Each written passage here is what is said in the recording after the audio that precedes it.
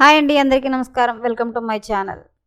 కేంద్ర ప్రభుత్వం స్కూల్కి కాలేజీలకి మరొక కొత్త సబ్జెక్ట్ అయితే తీసుకురావడం అయితే జరిగింది. దానికి సంబంధించి పూర్తి వివరం చెప్పడం కోసం అయితే నేను ఈ వీడియో చేస్తున్నాను. వీడియోని అక్కడ స్కిప్ చేయకుండా పూర్తిగా చూడండి. అప్పుడే నేను చెప్పే సమాచారం మీకు బాగా అర్థమవుతుంది. అలాగే వీడియో నచ్చితే కనుక వీడియోకి లైక్ ఇచ్చి మా ఛానల్ సపోర్ట్ చేయండి.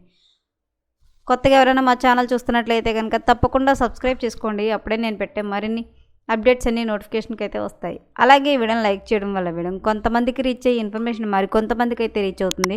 సో లేట్ చేయకుండా ఆ వివరాలు ఏంటో చూద్దాం.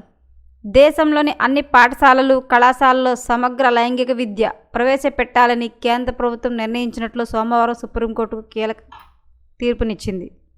నిపుణుల కమిటీ చేసిన సిఫార్సును ప్రభుత్వం ఆమోదించిందని, కోర్టు అనుమతి లభించిందని, వెంటనే అమలు ప్రక్రియ ప్రారంభిస్తామని కేంద్రం వెల్లడించింది.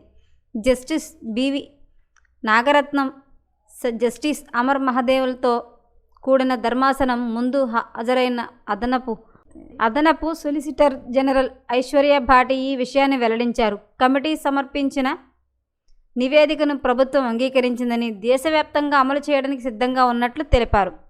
యువత మధ్య పరస్పర అంగీకారంతో ఏర్పడే సంబంధాలు, మైనర్ గర్భధారణలకు సంబంధించిన కేసులు పోక్సో చట్టం కింద క్రిమినల్ కేసులుగా మారకుండా నివారించేందుకు తీసుకోవాల్సిన చర్యలు పరిగణించాలని సుప్రీంకోర్టు కేంద్రాన్ని ఆదేశించింది. దీంతో మహిళా శిశు అభివృద్ధి మంత్రిత్వ శాఖ ఆధ్వర్యంలో అదనపు కార్యదర్శి నేతృత్వంలో 26 మంది సభ్యులతో కూడిన జాతీయ నిపుణుల కమిటీని కేంద్రం ఏర్పాటు చేసింది. ఈ కమిటీకి పరస్పర అంగీకారంతో లైంగిక సంబంధాలు కలిగే కౌమారదశ, యువత గోప్యత హక్కులు, పోక్సో చట్టం ప్రభావం వంటి అంశాలను అధ్యయనం చేసే బాధ్యత అప్పగించారు. Tata institute of social science clinical సైకాలజిస్టులు, కేంద్ర మంత్రిత్వ శాఖలు, రాష్ట్ర ప్రభుత్వాలు, జాతీయ బాలల హక్కుల పరిరక్షణ commission, national legal services authority ప్రతినిధులు సభ్యులుగా ఉన్న కమిటీ పాఠ్యాంశాలలో చేర్చాల్సిన పలు కీలక అంశాలు సూచించింది.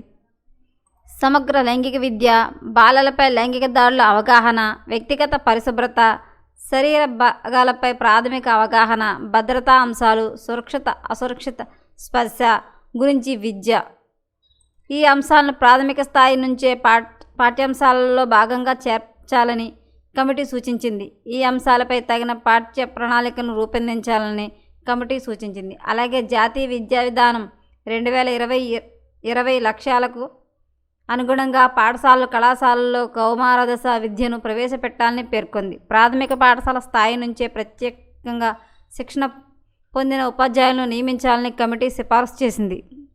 వారానికి కనీసం 2 సార్లు తప్పనిసరిగా సమగ్ర లైంగిక విద్యపై తరగతులు నిర్వహించాలని, ప్రతి తరగతి 15 నుంచి 20 నిమిషాల పాటు ఉండాలి. అలాగే పిల్లల ఎదుగుదల దశలు, లైంగిక విద్య ప్రాముఖ్యత గురించి తల్లిదండ్రులు, సంరక్షకులు, ఉపాధ్యాయులకు ప్రత్యేక సమావేశాలను నిర్వహించాలని సూచించింది. కమిటీ నివేదికను సీనియర్ న్యాయవాదులు మాధవి దివాన్, లిజ్ మాథ్యూ స్వాగతించారు. అయితే సమగ్ర లైంగిక విద్య అనే అంశాన్ని మరింత స్పష్టంగా నిర్వహించాలన్న అవసరం ఉందని అభిప్రాయపడ్డారు. నివేదికను పూర్తిగా అధ్యయనం చేసిన అనంతరం తగిన ఆదేశాలు జారీ చేస్తామని సుప్రీంకోర్టు పేర్కొంది. మరిన్ని లేటెస్ట్ అప్డేట్ల కోసం మా ఛానల్ తప్పకుండా సబ్స్క్రైబ్ చేసుకోండి. Thanks for watching.